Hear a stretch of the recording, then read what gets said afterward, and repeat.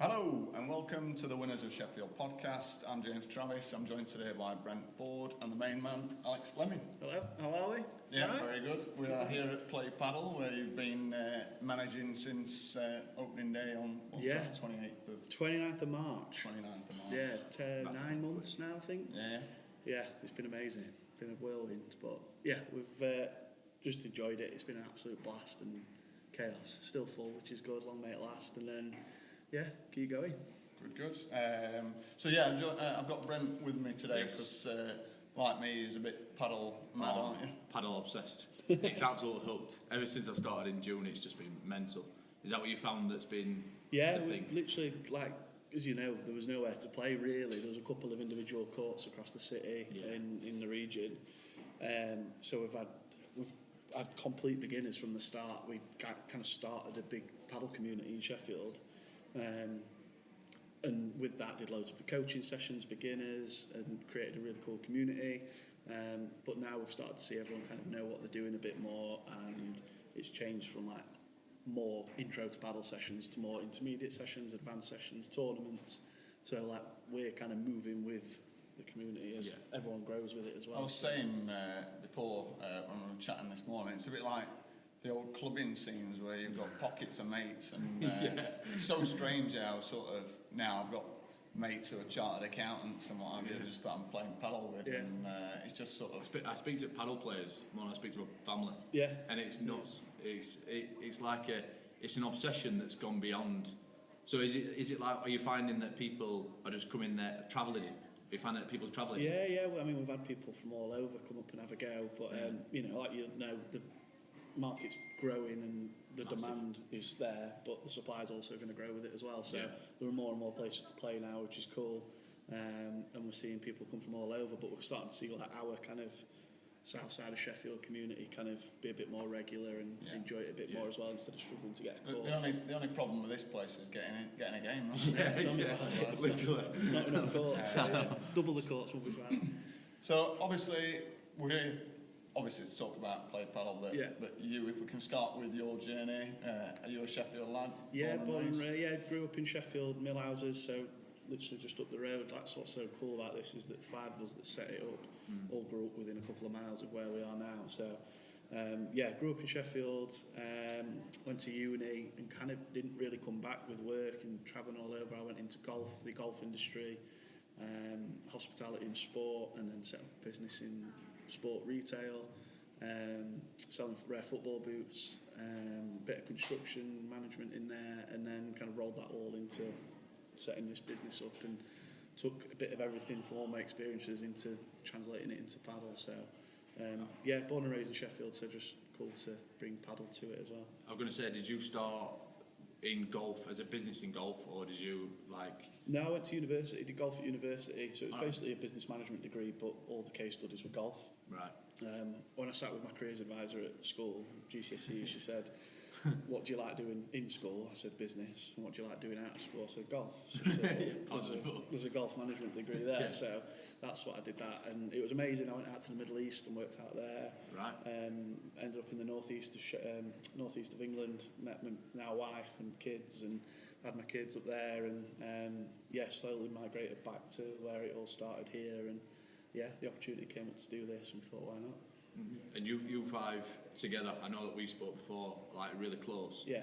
We were always both, like all 5 year interested in a business together that was outside of sport, or? To a certain extent, we kind of came up with the idea, and then the more and more we talked about it, we just wanted somewhere to play, to be honest. We played across the country with and without each other, and said, well, we've not got anywhere at home to play, so let's look into that. And then that turned in from maybe putting one court somewhere to suddenly it was a business model and the spreadsheets everywhere, and then just then we were saying since the end of February it's run at 100 miles an hour, but for you that journey will have started years ago, wouldn't it? Yeah, it was March 2023 we set the business up and started inquiring with venues. Funnily enough, this was the first place we ever rang, but I've visited dozens and dozens and dozens, and phone calls and emails with hundreds of potential sites, and this was the first one we ever rang, and ironically it's the first one we ever opened. So it was a long process, but started initially doing it outside of hours alongside my other business, and then sold that business to basically commit time to this and energy, and allowed me not to have to work for a bit and put all my energy into this, which was amazing. And I'm so glad it's come off, because it was a hell of a risk, but well worth doing. And the 5 you're talking about there is Joe Root, Chris Millard, Harry Bliss, and Cameron Dawson. And you were all school buddies, were you? Yeah, well, we all grew up in this part of town, all similar age, so it's like, you'll know, Sheffield's the world's biggest village, everyone knows everyone. So all grew up. Chris and Joe were really best mates. Me, Chris and Cam went to school since we were tiny.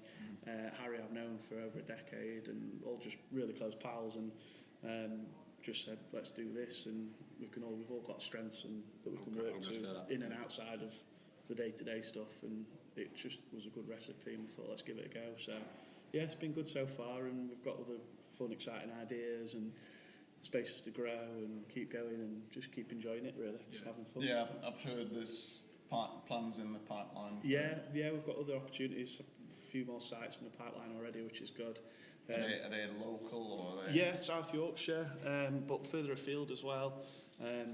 Not giving too much away, because I feel like I have done in the past, but South Yorkshire, we've got a couple, and then further afield as well, so internationally as well, you never know. So it's just it's been amazing. Just something on that, are you guys, so there's 5 of you, are you guys all on one vision? Like, you're all wanting the same thing? Yeah. And what is that? So what is that mission of, like, Play Paddle, and like yourselves as like individuals? Yeah, well, it started as a passion project, really. Yeah. The other lads obviously are all full time at what they do, but we said, there's an opportunity here where paddle's booming at the moment, and why not? Let's be part of that boom. Yeah. Whether it's we want to do 4 sites by the end of next year. Right, okay. That's big. And then see where it goes from there. And every day the business grows and evolves and changes genuinely hour by hour. But the vision always kind of maintains, and we want to go and grow locally, I think, so it's easy to manage for the next couple of years. And then, within an hour or 2 hours. But you never know, there's opportunities that are popping up now at the moment which are unbelievable. But that's when the business Is that because of the notoriety of who's around, or is that because of just pure? Because it's a different feel in different sites that you've got. It's a different feel. I think of both. So it's a different feel in every, but like it's different in Play Paddle compared to. I would just hooked it straight away, and I think me and James have played a few times here, and it's like, are you finding that you've got your own niche within the paddle community? Yeah, absolutely. Yeah, we're just clean, simple. Yeah. Premium, if you want to call it that, but not priced at that point. We've got our brand and our image. The fit outs will be very similar across the board. I'm going to say that, yeah. So all the branding and the fit out and the colours and all that kind of stuff will all be similar. Obviously, just the space will change, but the core principles there are good staff, good fit out, good coffee, good beer, and community buildings with the socials, the coaching. We've got amazing coaches with George and Esther. I'm going to say that, the coffee and paddle clubs that we do, the social nights, the tournaments. It's all about growing that community, so that will stay consistent across. But just see where it goes. You mentioned the pricing. I must admit, that first time I spoke to you, and I was asking about pricing and what have you, and you were like, 40, 50 quid an hour, and I was like, wow, sounds like Manchester pricing to me, but proof's in the pudding. Can't get a game here, so it's interesting. I think there's a space for you, £25, £30 a court, but that'll be outdoors uncovered, and it's a head and a heart decision with everything that we do, and we're often going with our heart over our heads, because we're modestly good people and we don't want to gouge the eyes out, but there's a place for £25 a court, but it'll be in the rain and outdoors, fine, but we've got the overheads of rents, staffing full-time, 17 hours a day, 7 days a week, heating overheads. We've just put 5 figures worth of heating in. We've got to put electrics on 17 hours a day. Prices add up, so Manchester prices are just really good, because that market is really saturated. Well, it's getting to the point of saturation, and they're still £40 minimum up to £50 an hour. So wherever we go, it'll change. We know that the different sites and different locations will be different demographics and different kind of price points for people, but that's where we, as the business owners, need to think about strategy and where we go. And I saw a reel the other day, I don't know whether you've seen it, and some guys in he's American anyway, but he was saying he was in New York and he was trying to arrange a game of paddle and just couldn't believe the price. It was like $300. Oh, it's crazy. Like It's mental. It's absolutely mental. But we thought £40, £10 per person per hour. It's easy to explain for one, but then £10. There's not a lot you can do for under £10. I was thinking about that the other day because like my missus hasn't played yet. I'd like to get her into it. I went to play pickleball yesterday. It was like £6 for the hour each, but you go to a bar and you spent £50 before the hour's out. And 2 pints of beer is going to be over a tenner. Cinema tickets over a tenner. Bowling's over everything. Everything you do now, unfortunately, it's the way of the world. But it's good for you physically, mentally, socially. Like you guys have made mates through this that you wouldn't have done elsewhere. There's loads of pros to it. I was actually saying, obviously we're going through November at the moment, and I think paddle's done more in a year for men's mental health. Totally agree. And there's no discredit to Movember movement and other sort of male charities, but I genuinely think, I was watching a video the other day and it was a Scouts lad, I think I shared it with you, and he was sort of saying, I've got a WhatsApp group with 200 guys in it, and it's sort of like, we're all bubbling, it's like a bubbling pot for, and it's sort of like, it's so true. I feel I've gone self-employed this year, and I feel like I've got more pals now than ever because it's sort of everybody's it's so got a true. shared love of That's what we put so much focus on, is breaking down that barrier of people being nervous to play with new people. So putting on coffee clubs, Friday night socials, especially in the female area as well, because it's so nerve-wracking. I've had a wife at the moment, they'd be so nervous to go and try something. It is intimidating. I remember going for my first time playing at an indoor venue, and you kind of walk in like, I don't really know what I'm doing here. Do I ask for a racket? Is it a racket? Is it a bat? Is it a paddle? What do I call it? Do I have to rent balls? Do I buy balls? It's nerve-wracking. It's intimidating. I thought as a 30-odd-year-old bloke, if I feel intimidated, how on earth does anyone else feel? So we put so much emphasis on zero intimidation, all the way from the staff to the whole venue, the fit out and the feel of it. But it is so true. I think it's done a world of good for people's mental health around here, and I'm glad that we can help and contribute to I think a lot of the charity events, Sorry, guys, just stop it. Whose is that? It's mine. Sorry, mate. We just stop it. Just keep taking away. Sorry.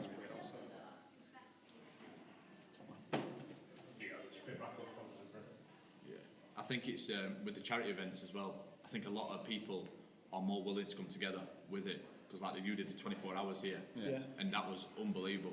Like the people that we're playing with, and then the overall atmosphere, like with people like the coaches, from the coaches to the people that had never even played paddle before. Everyone was getting involved, and it's unbelievable. That was thinking about it when we did the 24-hour paddle. I think Biriani Law had agreed to have a couple of players, and it ended up being two lasses that had never played the game at all before.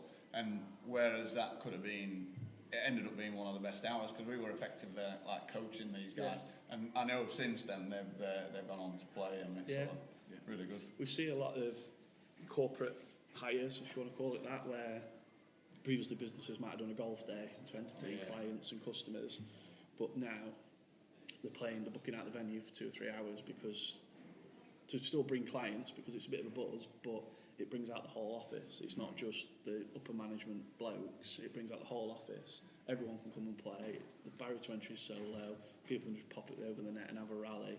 There's no you don't have to have clubs or rackets or a ball, so you don't have to have had lessons or all that. You can just come and play and have a laugh. It just breaks down that whole barrier of, it's just so inclusive. So when you first started in 2023, like you first started going for it, what was the thing that you wish you'd done different, or like, is there anything that you thought, you know what, that's not what I thought it was? No, I think it was actually a blessing in disguise having so much time to plan, because we got it right the first time. We weren't scrambling, it wasn't rushed, it wasn't quick, it wasn't, we had so much time to plan everything, all the details, recruitment of the right staff, they're all amazing. We had time to do it. If I could look back and say, I wish I'd done it 2 years sooner, then of course I would. But it's just a tough process to do, and I know there's loads of people trying to do it, but it's just so hard to find the venue, get through planning, get funding is a big thing for a lot of people. So it's just getting all the little small touch points right, and hopefully the venues that do get those right will be the ones that are open in 20, 30 years still. Because I see you putting you put the cameras up. I don't know if you can talk about it. Yeah, But yeah, you put the cameras up. Yeah. That's been massive. Yeah, so we're putting a camera on the middle at the end of each court, so look down the centre line, and then have a button on the outside, so every time if someone falls over, we say there's a viral moment in every booking, something viral happens, and there's no way of capturing it. The amount of times we've had people come over saying, "Oh my God, we've got CCTV, because can you see Giles that's just fallen over and rolled his ankle, get hit in the ball by, in the face by a ball."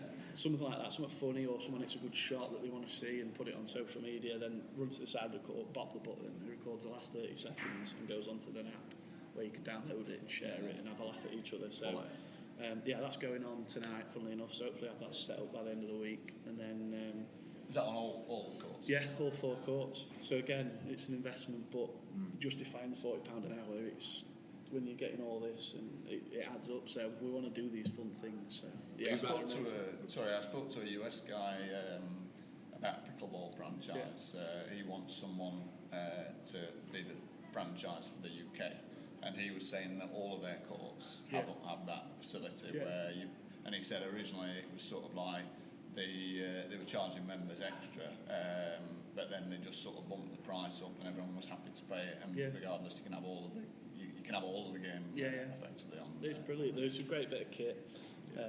When it's just again another community builder, you'll see it and you go, "Oh, that's it, play Padel Sheffield," and it just gets people engaging with other people and enjoying the whole sport. And have you guys created viral moments playing? Well, we'll have to. There'll be loads that happens. It'll be amazing. I'd love to see how many come out from it. But that's going on all 4 courts this week. Yeah, quality.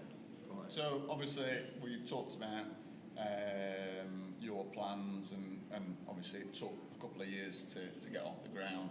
Were there any sleepless nights, any anxious moments where, I mean, it's amazing, an amazing start, but did you ever have those moments where you thought, what if? Yeah, 100%. What if it doesn't sort of it took click? 2 years, so 100% was, I was not working, then, I've got 2 young kids and a wife, so there was a lot of risk on the line, but equally for the lads as well that wanted it to happen so desperately as well. But I was fortunate to have the lads around me that could help and morally keep me going and all that kind of stuff. But no, it's been brilliant. There was a lot of sleepless nights, still probably is, but there's so much fun involved with it and excitement around it all. So it's going to be all worth it, hopefully. So you said you did it so that you could actually play. Do you get to play?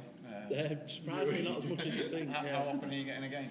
I say once every couple of weeks, but it's probably more twice every 3 weeks. It's just a bit more than that. So it's not as much as you think. I'm not exactly. I think you need to allow yourself a bit more.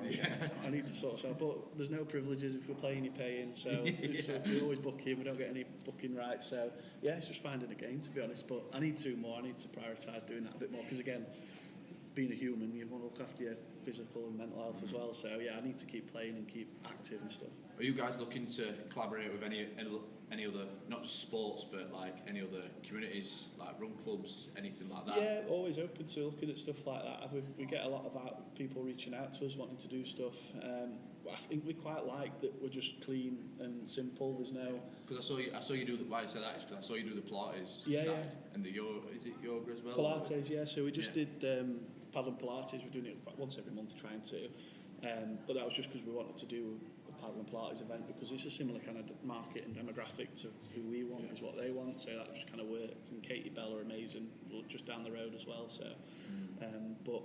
Yeah, we don't tend to have like a community. We don't have like a pinboard where you can put adverts up and stuff like that, because we just like it clean down the middle. This is what we do. Yeah. We can work and host events and stuff like that, but in terms of partnerships, maybe not as much, but definitely for one-off events and stuff like that, it's great fun. Right. With regards to you personally, then obviously you're now the face of Play Padel. Sheffield, this one.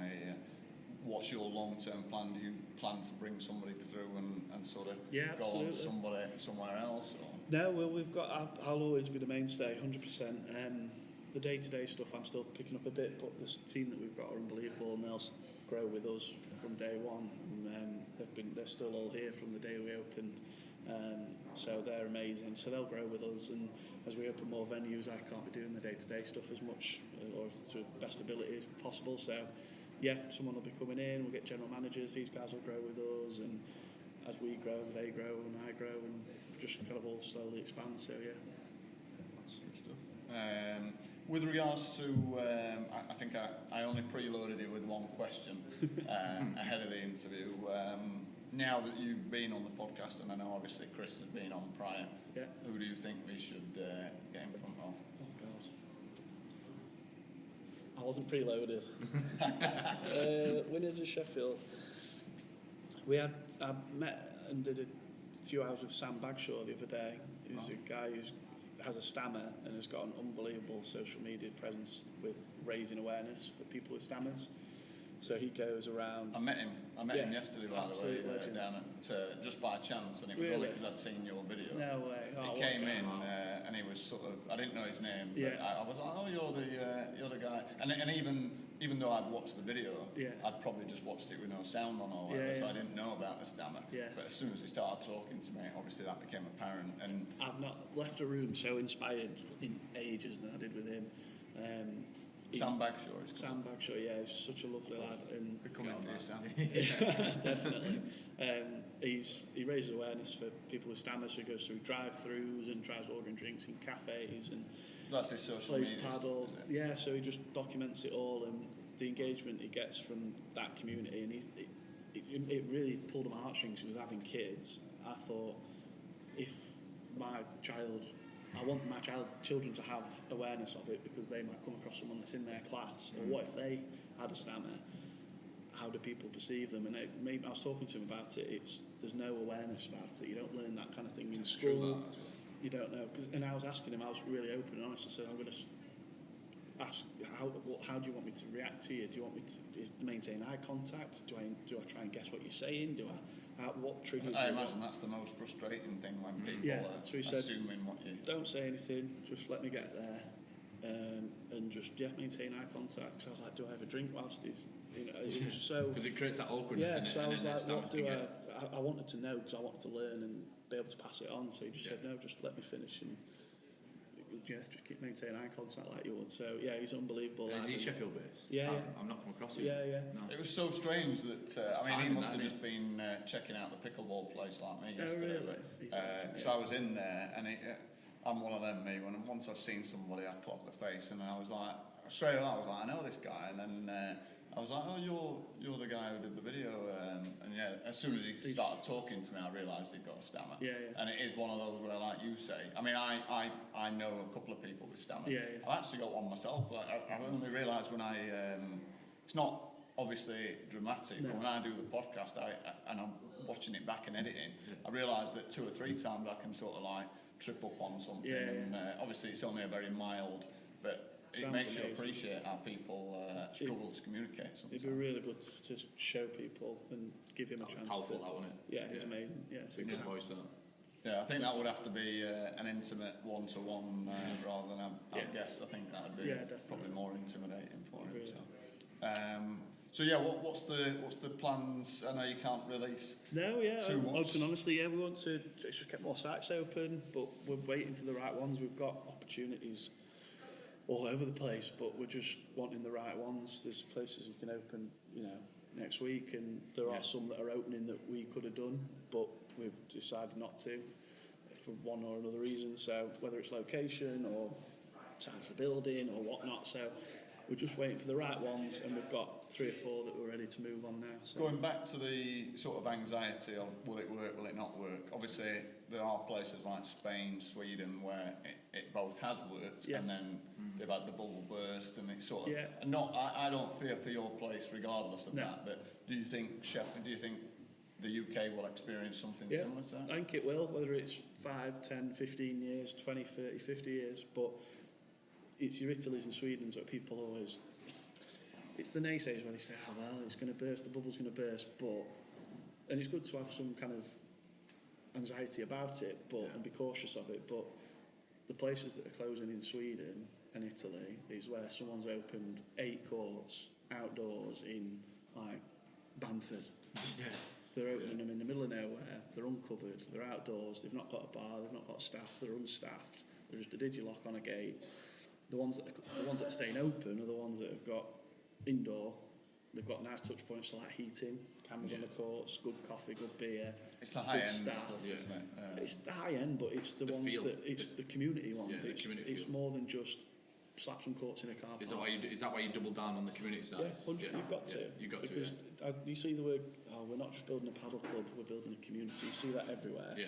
But whether they are or not, that's fine. But they'll do the ones that genuinely do will be the ones that are I'm going to successful say long term. in the 2 years, so from 2023 to now, did you have any backlash? Did you have any people say, no, we don't want one of them inside here? Yeah, 100%. Like, all the time? Yeah. Even though the demand is so... It's 2 years ago, so different to 6 months ago. So now, everyone knows about paddle to a certain extent. People that I've never even dreamt of talking about paddle are talking about it and playing it. But 2.5 years ago, nearly 3 years ago now, people were, it's a load of nonsense this, I'm not getting involved with this, it's never heard of it. You have to explain, with every proposal I sent, I used to have to send like a PDF that explained what paddle is and justify why I'm even approaching you. I get people saying, paddleboard, you're into paddleboard. You've got that. Yeah, it's just, but now everyone knows about it, and there's all the press articles out there, and you see a few leafy suburbs down south that say it's like gunshots and it's going to give them diabetes, the local residents, but and people can have their opinion, but no, it's you have naysays and everything, don't you? a lot of people know about it now. The exposure's out there, but with that, there's a hell of a lot of people. I'm going to say I think every single person who's played paddle or been in business has done the numbers and tried to do the numbers. Do you know what makes me laugh is and it might still be ongoing, it might have sorted itself out, but I've played a few times. I don't know if they've ever played at Huddersfield. No, and they now have a new specific paddle place, but they've got 2 courts that are similar to Hillsborough, sort of under a roof but outside at Huddersfield Tennis Club.